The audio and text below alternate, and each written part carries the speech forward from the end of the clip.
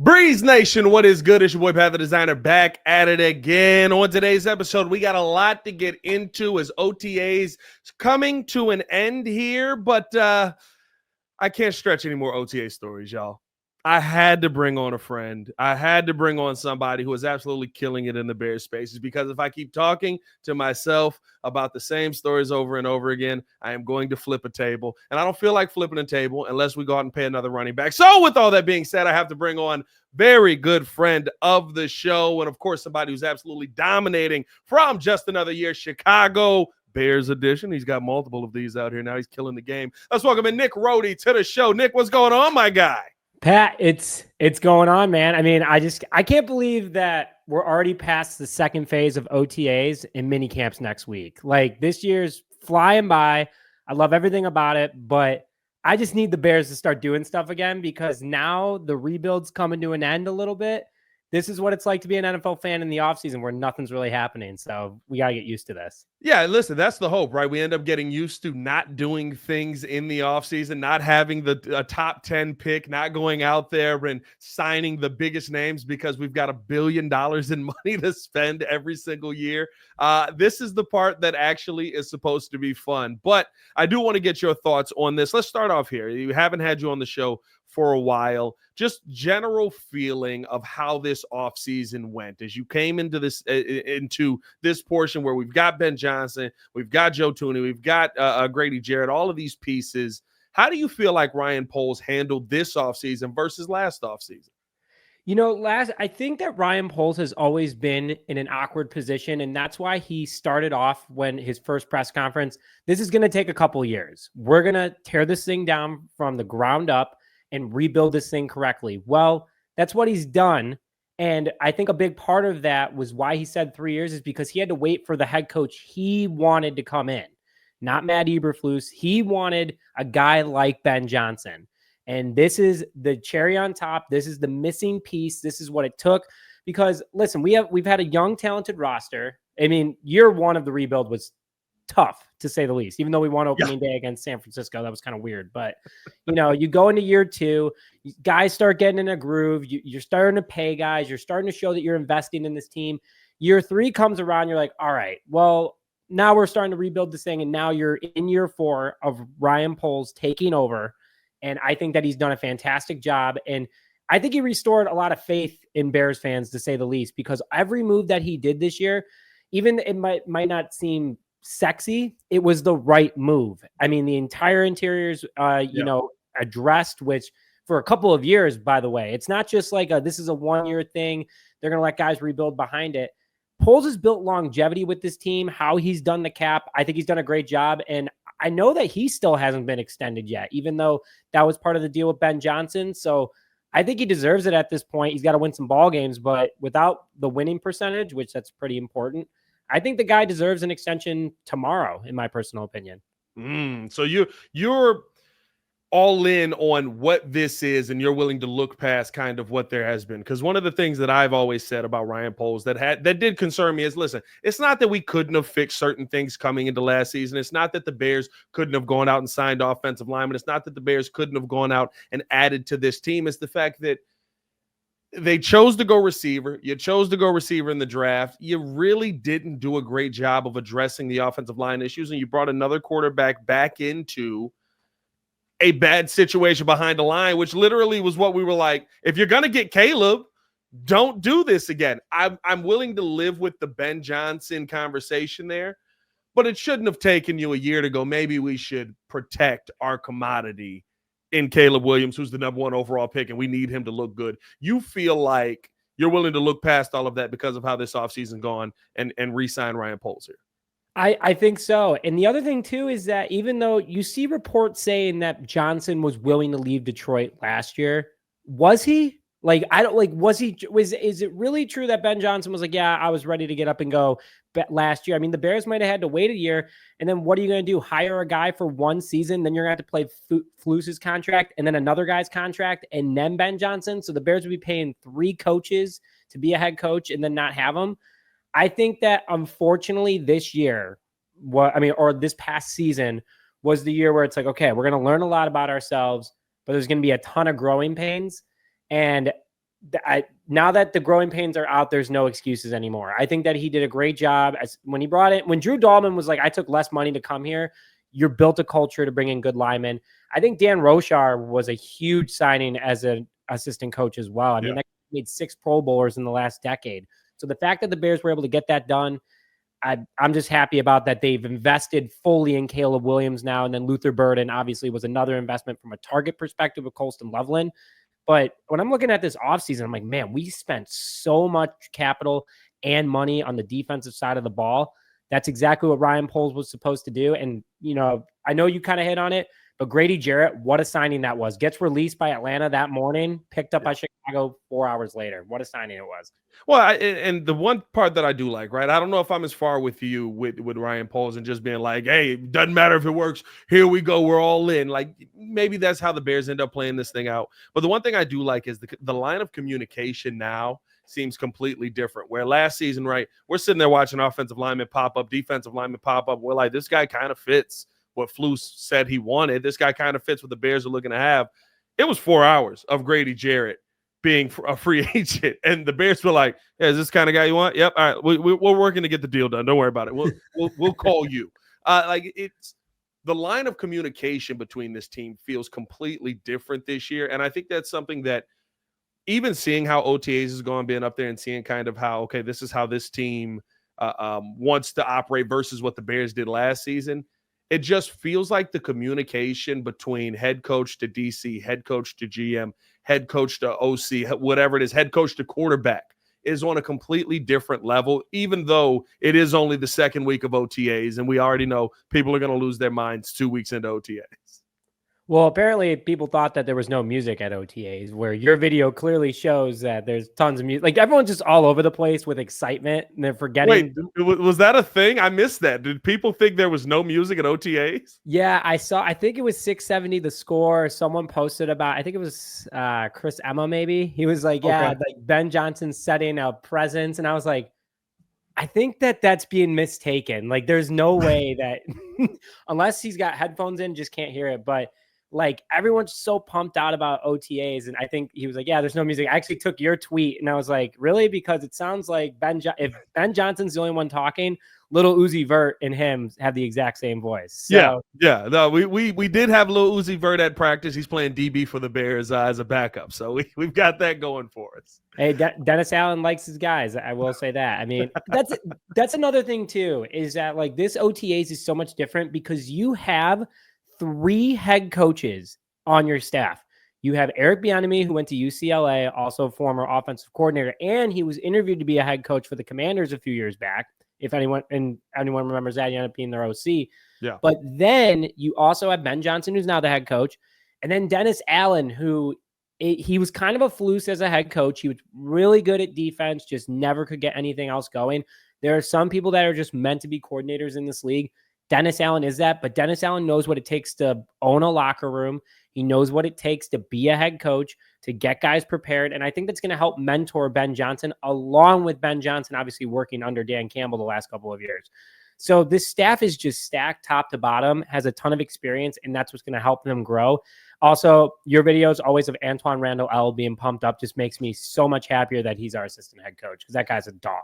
Yeah, and I think you hit the nail on the head, right? When you talk about this offseason, I don't feel confident in Ben Johnson because Ben Johnson is here just being Ben Johnson, right? Like, yes, I'm confident in him, the offensive play caller, but it is the fact that he's got Dennis Allen to turn to, who's been a head coach. He's got Eric Bieniemy in the building who can handle the running back position with the best of them. You've got Antoine Randall. And I think what really stands out with a lot of these moments in practice and going up to OTAs and talking with these guys after is the message is all the same. They're all talking about the same conversations of, hey, this is how we get better. It starts with the little things. Like, when I look at this offseason, the fact that you got so many people in here who I would think are of different mindsets, different philosophies, all these different things, but you're bringing them together with Ben Johnson, and he's got them on this like-minded path already.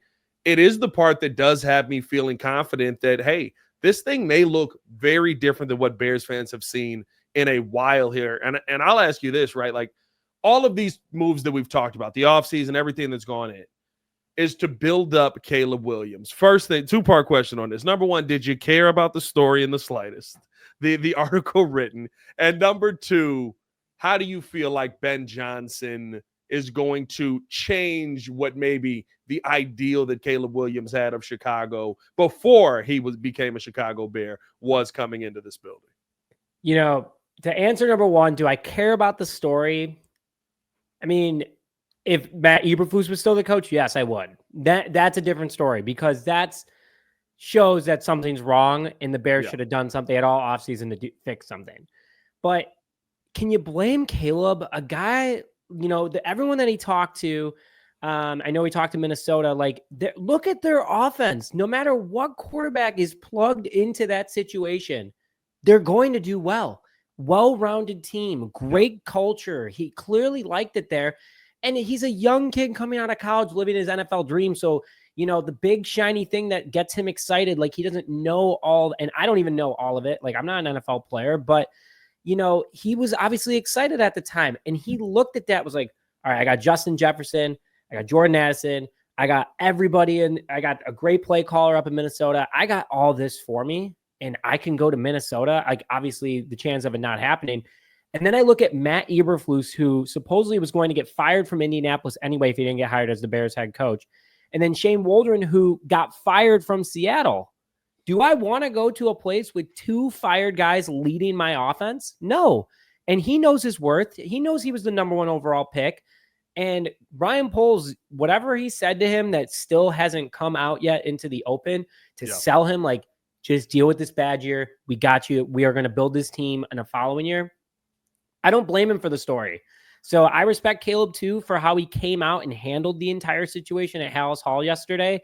I think that he just squashed it. He goes, listen, I don't want it to be a distraction. I said what I said. It was the past. We moved on. And Ben Johnson clearly has done that. He's clearly put his foot forward. You saw Caleb was wall-to-wall smiling in Ben Johnson's press conference. Like he was like, this is the guy. Like he got to see me in Detroit. Ben Johnson was talking about him while he was still the OC of Detroit. Overall, I think these two are already off to a way better start than Flus was with Caleb. And it just makes a ton of sense. And by the way, they've already watched more film in the last 2 weeks than Shane Waldron watched with Caleb Williams all of last season. Let's just put that out there. So things are going in the right direction. We also can clear up that Caleb Williams did know how to watch film, just didn't know what he was looking for, and Shane Waldron wasn't giving out answers. He's a coach that's not in the business of giving out answers, Nick. I don't know how to quantify that in the modern NFL, but bad is the result. Well, I will say this is that I'm happy the Bears went with Declan Doyle and Ben Johnson, both slim guys, you know, not built kind of athletically. You know, Luke Getsy and Shane Waldron. Listen, I have a dad bod. There's just some people that shouldn't be offensive coordinators in the NFL. Guys, wait a minute. Just saying, there was a connection there with the dad bod.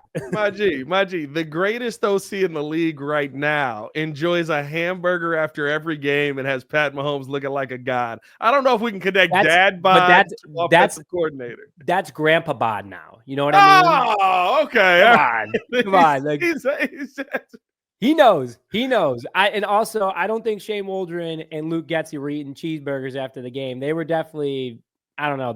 You know what? They're losers. They're not here. Anyway, let's move on from that. Luke, what'd you have to eat there? Little fish and chips, little cheeseburger. Two best pitchers. They'll never die. They'll never die in my book. Let me ask you this now, as we're starting to get things going. Of course, the excitement sets in.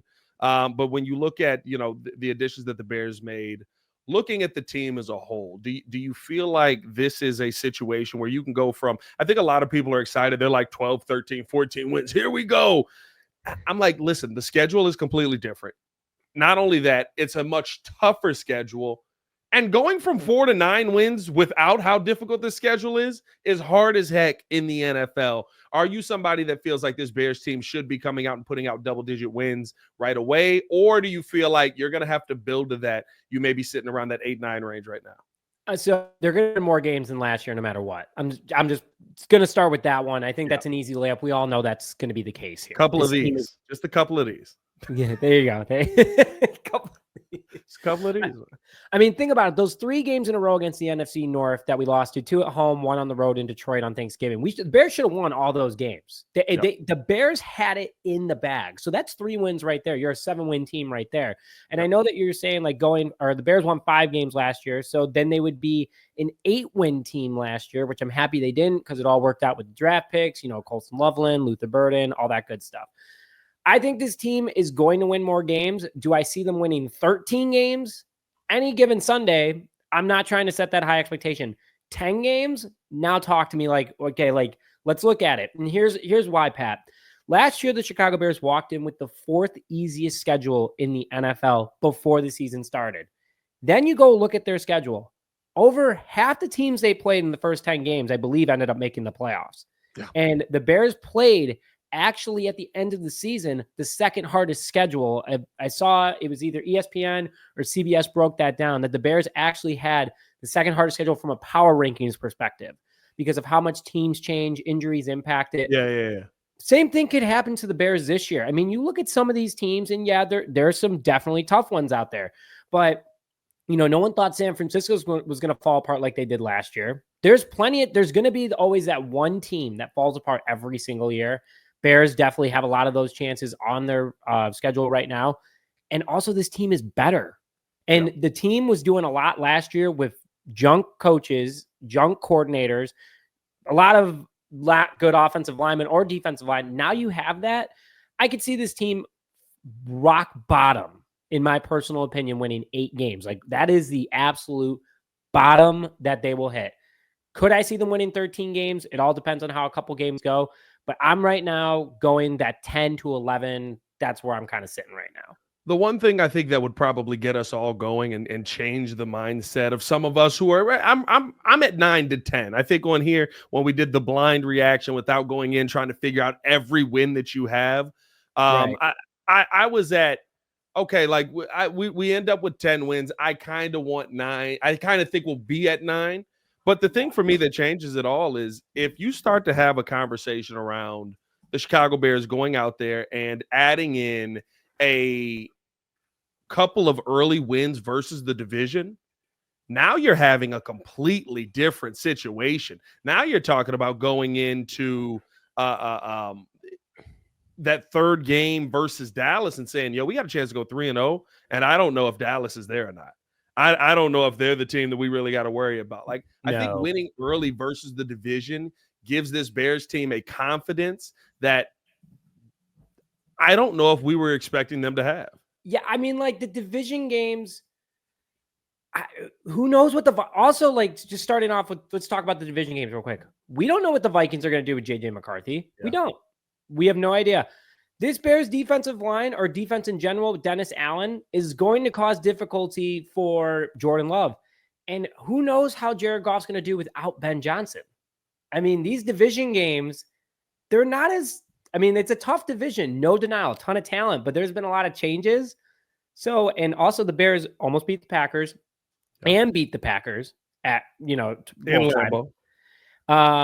Minnesota Vikings, even though the Monday Night Football game where Karan Amagaju was playing left tackle, that game was a disaster, but it wasn't a blowout by any means. And then we almost beat Detroit in Detroit on Thanksgiving. Minus if we would have taken one of these. One of these. One of these. I love how Ben Johnson, his first interview was like, I know how to do this. I know how to do this. Can you do this? Can you show me this one here? There you go. I think you're 100% right. Like the division this year, listen, I don't expect everyone to take a massive, they're out of the playoff step back. But I think you look at how the NFC North performed against the AFC South last year. We racked up some good numbers. A lot of those good Bears numbers as well that we look at from last season versus the AFC South. Detroit probably gets 3 extra wins, if not 4 extra wins from that AFC South. You look at the Packers, they dominate. You look at the Vikings, they dominate. We killed the AFC South last year. It was the greatest layup we could have ever gotten. I think the big thing from all of that, though, is those teams at the top, in my mind, they come back down to earth. Take those 3 wins away, right? The Lions are a 12-win team. Maybe the Vikings are an 11-win team. If J.J. McCarthy, hits the ground running right away, that takes the Packers to a what were the Packers last year? 12-win team, an 11-win team, 11, so they'd be 10 wins. 10-9, a 9-win team, right? An 11, Yep. 10, 8-win team. I think, God willing, an 8-win team. I think that the Bears take a step forward because they finally have competency in the building. And with all that said, maybe the teams at the top don't fall off the face of the earth, but maybe everybody just meets in the middle this year. And that middle can be the 10 to 11 win span. I think this is going to be a bloodbath of a division, and the Bears are actually going to compete in it. I couldn't agree more. I think that what people are just scared to say, like Bears fans are scared of, I give hope every year. I'm optimistic every year, and they always fail me. But look at the roster. I mean, I have not seen a roster this talented from top to bottom since 2018, arguably. I haven't seen and what happened in 2018? We got a new coach. We had solid tight ends. We had a quarterback that was on the rise. Caleb's already better than Mitch was his rookie year. Yeah. There's so many things to be positive about. And you got to remember too, we took so much of energy out of the NFC North teams, Ben Johnson being the biggest one. Yeah. And Matt LaFleur is up in Green Bay, oh yeah, I don't really know him, this and that. Like, you could tell he's scared. You can tell everyone in that division is a little scared of what the Bears could be. Yeah. I'm not saying that we're going to the Super Bowl. I would love that. But I think that this Bears team is going to be more entertaining than they've been in a long time. And we're going to finally see that plan that Ryan Poles put together, that you also got to remember Kevin Warren bought into, the McCaskies bought into, and everyone else that's involved is, putting together. And Ian Cunningham, who's had how many GM interviews, and I believe he did get one job offer that he turned down to come back to Chicago. Yeah, the Arizona Cardinals. The Cardinals. I mean, people are bought into what Ryan Poles has put together. And shout out to the rest of his front office too, handling the cap, his scouts, everything. It's a long time coming. It's been a long 3-year wait, but year 4, final year of his plan, we're finally going to see the product start coming together. And I would rather the Bears have longevity from a talent perspective and build the roster correctly from cap, from contracts, from age, so on and so forth, instead of these random, 05, 06, 2010, 2011, 2018, 2020. I hate these 2-year spurts. I want 5 years of good Bears football just to enjoy that, to know what it's like to be like the Steelers, to be like the Patriots, to be a ball club that actually cares about winning, to say the least. Yeah, and listen, I'd rather be better than the Steelers over the last 20 years because they just like to win playoff games. Or they just like to win regular season games. They ain't worried about playoff games. I'm just saying it's a fun regular season, but I want to be like the Chiefs in the playoffs. Yeah, let's figure it out. I think the part that you said there that really hits the nail on the head is just looking at, the difference in that 2018 team to here, looking at the talent that they had. I think you look at the coaching staff, right? Was the biggest shift in that team. It was the fact that we lose Vic Fangio that next season, and the defense truly never was the same under Sean Desai. You didn't allow Matt Nagy to be able to call some of the plays that he was calling because all of a sudden the defense wasn't putting you in these great positions for you to be able to go out there and consistently be successful. The difference here, I think you hit the nail on the head when you said, one, Caleb Williams, definitely more talented than Mitch. I don't care what your quarterback qualms are. We can stamp that one in the book. Like, that's done. He's more talented than Mitch Trubisky. And with 2 head coaching opportunities failed, I think you might be talking about Dennis Allen as one of the next Spags type of coaches. You might be talking about him as the Vic. Who's going to sign him as a head coach yet again after 2 failed experiments where, if I'm not mistaken, both of them were kind of a mismanagement of the cap as well. Yeah, but I mean, he could have walked in his first year and been like, blow this thing up. Like, I want to build it my way, and that's how I want it. Ben Johnson, I mean, look how much stuff happened with him, even though he had great pieces in place. But at the end of the day, Dennis Allen, the Saints, I don't think he had more than 6 wins ever. Yeah. A solid defensive team, because that's where all the money was. And then you go out and you get Derek Carr, and you're like, all right, well, is this going to work or not? It ain't no Drew Brees, and then it doesn't work. You know what I mean? So I think that, and then his time with the Raiders, he just cares too much about defense. Let him be a coordinator. Give him head coach money as a coordinator. And when I say head coach money, I'm talking like Eberflus head coach money, like bottom of the barrel. But give that man $6-7 million a year. Run the best defense in the NFL for the next 10 years. And in 10 years, he's still a young man in his 60s. And if someone's like, hey, we'll give you one more shot at it if you want. Yeah. Oh, yeah, my resume with Chicago is fantastic. You know, I've done great things. I got my predecessor. We're good to go. Let me get one more head coaching job before I leave. Or he goes to college and coaches. But I don't see Dennis Allen, and I'm so happy you said this because I was going to say it too. I don't see him going anywhere for at least 5 years.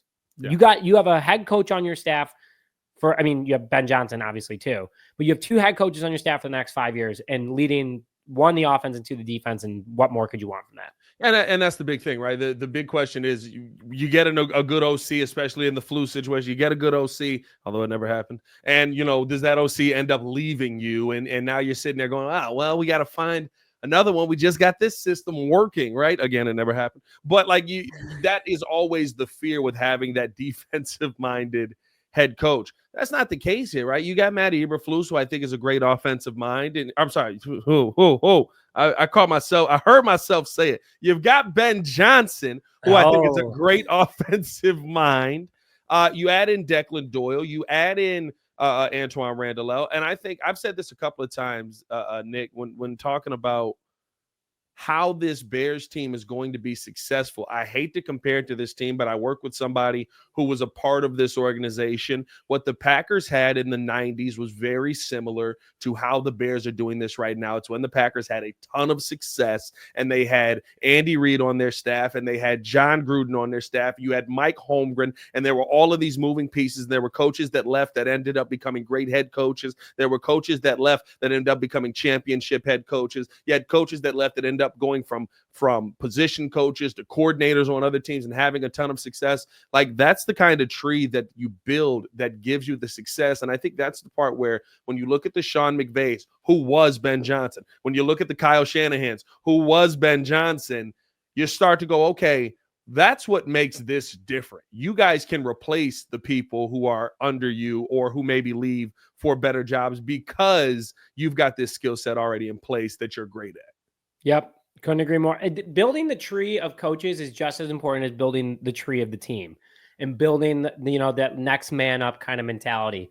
Because if you got guys that are, JT Barrett's your quarterback coach, he could end up being a great offensive coordinator one day. He's just got to sit behind and learn a few things or two before he starts going out and doing it on his own. Yeah. And if your coaching staff is great from top to bottom, when Eric Bieniemy is your running backs coach, that's usually a pretty good thing. And I'm grateful that he's on the team. I'm sorry what happened at UCLA, but it all worked out for the Bears in the end. So the Bears just are stacked top to bottom. And from what I've heard and what you've put out there, what other media has put out there, is that just the collaboration is fantastic amongst this group. And that's really what's key at the end of the day. It's so weird. And I think this was probably my favorite part in the moment that made me get a little bit, drink the Kool-Aid a little bit, I'll say, right? Is we were at OTAs the other day and we're walking out and J-Mac had come up there. J-Mac, of course, played on the 05 Bears. And there wasn't a smile, but there was a look of that felt right. That felt familiar. So I asked him about it. I was like, did that feel a little familiar to you? Did it feel like they were doing something right? And he was like, it reminded me of how my running backs coach used to talk to us. It reminded me of how we used to run practices. It reminded me. And just hearing that, I was like, oh, God, we may have the right formula. As a Bears fan, though, you can't go that far. But you start to go, oh, this feels right. Hold on. I gotta don't do it. Straight into the veins. No, Nick. No, don't do it. No. They got me again. That's the part that I think is going to be fun this season, though, is kind of seeing how Ben Johnson navigates all of this. And, of course, you want to see the play on the field. But somebody asked me this. They were like, would you rather have would you rather Caleb Williams become the franchise QB and you figure it all out, or Ben Johnson become the coach that you hope for? And honestly, I hope Ben Johnson becomes the coach that we hope for because there's more longevity in that, I think. And if he is the coach we hope for, Caleb Williams is probably a good quarterback. It's also, it's a top-down approach. At the top, if the top is doing well, everyone below you, management-wise, your coordinators, everything clicks. If Caleb's clicking, but no one's clicking up here, then you have a bad formula, and then you have to find the, way to fix it. And if you can't fix it, then you start all over again. Right. So I'm with you. I'd rather Ben Johnson. Not saying though, because if Ben Johnson has success, that means Caleb's going to have success. Exactly. It's Bears math. We all know it too well. Yeah, for real. I think we're to the point where it's like, somebody better fix this quarterback or I will go upside your head. Like you got one option, fix the quarterback. Before we get you up out of here, we've got minicamp coming up next week. Of course, we know you're going to have it covered over on Just Another Year Chicago. Make sure you guys go tap in with Nick over there. I'll be here on the Breeze covering it all, and of course up at Hallis doing it for ESPN as well. Who have you identified already as your camp darling? Oh man, I think everyone that also watches my show knows Ozzy Trapilo, man. I love that guy. He's a big dude. He's got a great personality. Yeah. He just good head on his shoulders overall. And Ryan Poles said it too. He's reliable. He's a technician. Just at the end of the day, this guy just wants to play football and be darn good at it. I love that he wears Kyle Long's old number. He's got that 6'8", 320. He's a big boy. He's a big boy. Yeah, he's a big boy. When you see him walk past up close, you go, oh, God, that's a human. That's a caveman right there. Yeah, he's not small. Him and Darnell Wright will shock you as you turn around. Well, there's that photo of Darnell Wright on his first day at Hallis Hall meeting with the equipment manager, and his hand and his feet just look as big as the equipment manager. And then Ozzy's even bigger, which is just incredible. I kind of want to give a quick shout out though to Karan Amagaji too, Chicagoland native. Grew up a Bears fan. Tough last year. I know I hit on it a little bit in the Monday night game, but this kid's been running with the ones. He ran with the ones last Wednesday when it was open camp when you guys were there. And he's someone that you should also look out for because he could just be a part of the long-term offensive line plan in general. He's got 3 years left on that rookie contract. He can play guard. He's quick. He's known more for being a tackle, but let's say Ozzy works out at left tackle and, Joe Tooney is no spring chicken anymore. Yeah. In a couple of years, Karan could be the guy. So I'm looking out for those two. I think I'm really excited. But my big thing for camp too is I just want to make sure, can everyone be healthy? When I saw Kyler and TJ on the injury report, I'm like, what are the two guys we just extended? Like soft tissue issue? Are you kidding me? Hold up. Well, let me give you again. Right? Talking with J Mac. Let me calm you down on this. Right when we talked about this on Chicago Bears podcast. When Lovey came over after taking over for Dick Duran, he had them playing a little bit more aggressive, had them running a lot more, had them doing a lot more than they were used to doing. And so that first off season, right? Brian Urlacher came up with a hamstring issue. I think Olin Kreutz had a hamstring tweak. I think Lance ended up getting a soft tissue thing going on there. Mike Brown had a soft tissue. J-Mac had a soft tissue because your muscles aren't used to moving that way because you haven't been coached that way. Soft tissue things. Ben Johnson said it. He doesn't expect anybody not to be at minicamp, mandatory minicamp.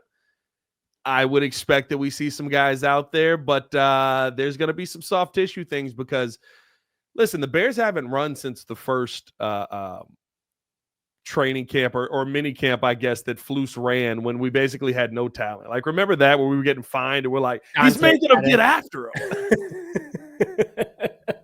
They haven't run since then. Like, it's I know I'm only 2 practices in and maybe I'm too excited. These are 2 of the best practices I've seen in the last 4 years of Bears football. I love it. And when you and I were at what was it? We were at the first camp practice last year. Yep. You and I saw each other for a second.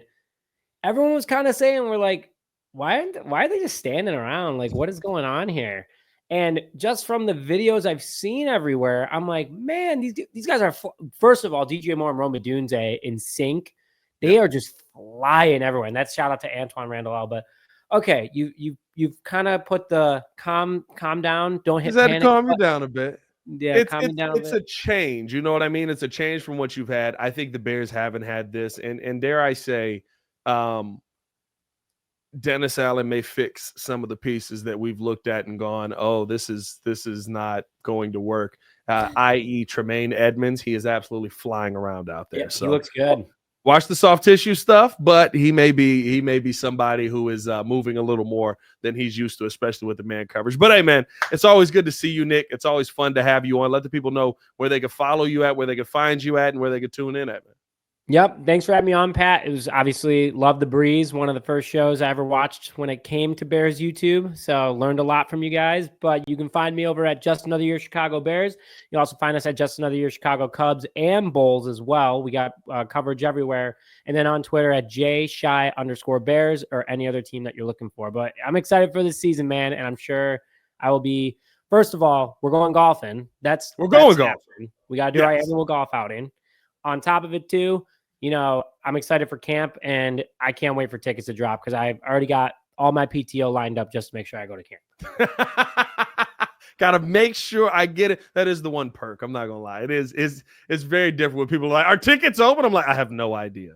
I try to get some. I promise y'all this. I try to get some to give away every year.